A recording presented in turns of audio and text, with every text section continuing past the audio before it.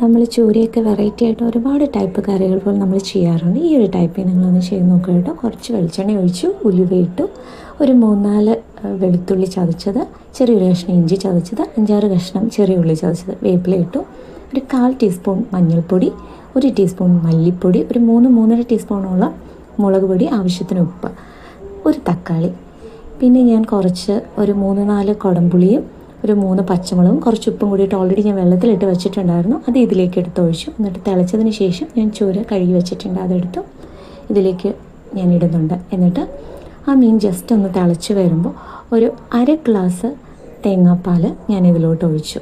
ഒരുപാട് വേണ്ട കേട്ടോ, 1/2 ഗ്ലാസ് മാത്രം മതി.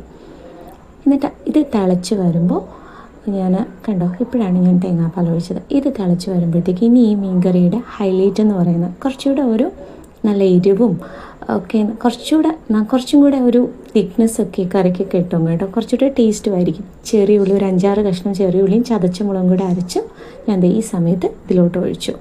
എന്നിട്ട് വീണ്ടും ഒന്ന് തിളപ്പിച്ചതിന് ശേഷം കുറച്ച് പച്ച വെളിച്ചെണ്ണയും വേപ്പിലയൊക്കെ ഇട്ട് ഞാൻ അടച്ചു വെച്ച് നമുക്ക് ഉപയോഗിക്കാം. ഈ കറിയിൽ ഉപ്പും പുളിയും എരിവും ഒക്കെ ഇച്ചിരി മുന്നിലായിരിക്കും. എല്ലാവരും ഒന്ന് ട്രൈ ചെയ്ത് നോക്കൂ കേട്ടോ. Thank you.